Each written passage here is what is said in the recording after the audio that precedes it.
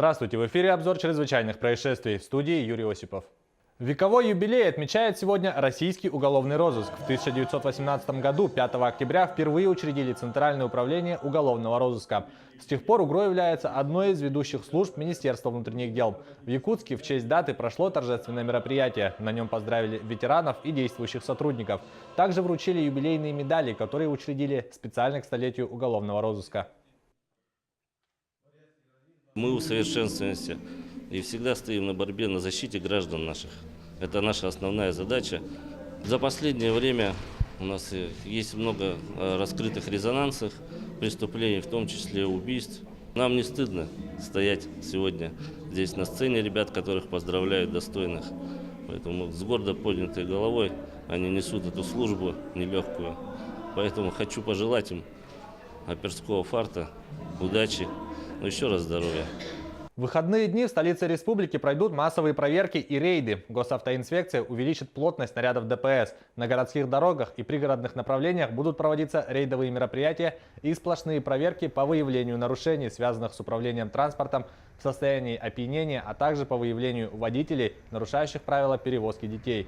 Не останутся без внимания инспекторов нарушения ПДД водителями, которые нарушают требования пункта, касающиеся правила пользования во время движения телефоном. 39-летний местный житель обвиняется в нескольких эпизодах кражи. Уголовное дело направлено в суд. Об этом сообщили в пресс-службе прокуратуры. По версии следствия, в августе и сентябре 2018 года ранее неоднократно привлекавшийся к уголовной ответственности обвиняемый, находясь в состоянии алкогольного опьянения, совершил 3 эпизода кражи. Уголовное дело направлено в суд. Прокуратура Якутии утвердила обвинение против жителя Иркутской области, обвиняемого в незаконном сбытии наркотических средств на территории Якутска. По версии следствия, в ноябре 2017 года безработный житель одного из городов Иркутской области по сети интернет в качестве закладчика наркотиков вступил в организованную преступную группу по незаконному сбыту наркотических средств, действующую под видом интернет-магазина, и был направлен в Якутск для осуществления сбыта наркотиков. В феврале 2018 года он, получив от оператора партию наркотического средства типа «Спайс» в особо крупном размере, расфасовал ее на более мелкие партии и при раскладке по тайникам на территории Якутска был задержан в лесном массиве на окружном шоссе Якутска сотрудниками полиции, которые изъяли у него наркотики. В его жилище также была обнаружена и изъята оставшаяся часть присланной ему партии наркотиков. Максимальное наказание за подобное преступление – лишение свободы на 15 лет. Дело направлено в суд. В Алданском районе возросло число случаев ротавирусной инфекции. Можно ли уберечься от острых кишечных инфекций, узнала Татьяна Вахнина. Шоколадку и фрукты Саша съест только дома, после того, как вымоет руки. На прогулке больше никаких перекусов. Пару недель назад, поев на детской площадке, третьеклассница оказалась в инфекционном отделении с диагнозом «острая кишечная инфекция». В больнице мне очень не понравилось. Теперь я всегда буду мыть руки и фрукты. И буду следить, чтобы сестра тоже мыла руки. Овощи, фрукты, некипяченая вода, куриное мясо, яйца. Кишечные инфекции живут всюду. Бактерии могут также передаваться через грязные руки. Но основные заболевания – это сейчас у нас ротавирусная инфекция, плюс случаи дизентерии, сальмонеллеза. Но дизентерия сейчас более-менее как-то меньше случаев, сальмонеллез. Отдельно стоит сказать о сальмонеллезе. Возбудитель инфекции живет в мясе кур и на яичной скорлупе. Мясо, как правило, подвергается длительной термической обработке, которая уничтожает сальмонеллу. Яйца, используемые для приготовления глазуньи или омлета, необходимо мыть с хозяйственным мылом. Кипяток, конечно, убьет. Если кипятить его в течение 5 минут и больше, то кипяток убьет. Сальмонелла погибает при этой температуре. Но желательно, конечно, потому что многие любят яичницу, омлеты. Перед тем, как употреблять, конечно, стоит обрабатывать яйца. Острые кишечные инфекции проявляются, как правило, мощно. Не обратить внимания на них не получится.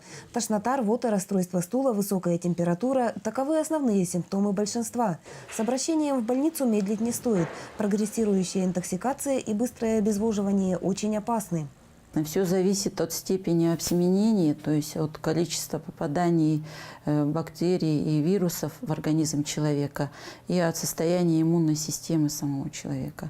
Конечно, вызывает еще настороженность распространения ротавирусной инфекции.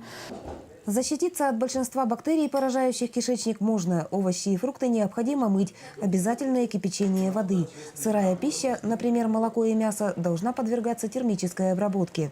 К числу основных мер профилактики относится соблюдение правил личной гигиены. Татьяна Вахнина, Сергей Шипачев, Алдан. В результате столкновения рейсового автобуса марки «Лиас» и маршрутного такси микроавтобуса марки «Форд» в Калининском районе Тверской области погибли 13 человек. Об этом сообщает ТАСС со ссылкой на источник в экстренных службах. Столкновение произошло в районе населенного пункта Некрасово на автодороге Тверь-Ржев. Для эвакуации пострадавших на место происшествия направлен вертолет Ми-8. Причины и обстоятельства дорожно-транспортного происшествия уточняются. Американский Минюст в четверг вслед за голландскими спецслужбами выступил с обвинениями в адрес россиян, которых считают сотрудниками ГРУ. Подробности в репортаже наших коллег. Министерство юстиции США в четверг предъявило обвинение 7 россиянам, которых американские власти считают сотрудниками Главного управления Генштаба России, более известного под старым названием ГРУ. 4 из этих людей фигурировали в представленном ранее в четверг докладе Нидерландов о подготовке хакерской атаки на организацию по запрещению химического оружия в Гааге. США считают, что все эти люди причастны к нарушению кибербезопасности различных организаций по всему миру.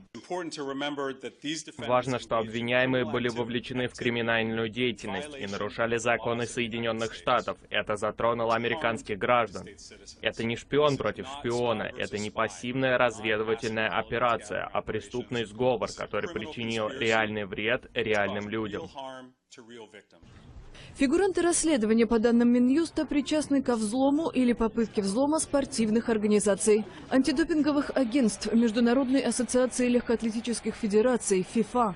3 имени из 7 оглашенных в четверг фигурировали в обвинениях, которые американские власти предъявили летом в связи со вмешательством в президентские выборы 2016 года. Люди, о которых шла речь, по данным Минюста, находятся сейчас в России. Поэтому привлечь их к ответственности американские власти пока не могут. Москва категорически отвергает обвинения в причастности как к кибератакам, так и к отравлению Скрипалей. Это была рубрика «Чрезвычайные происшествия». Берегите себя.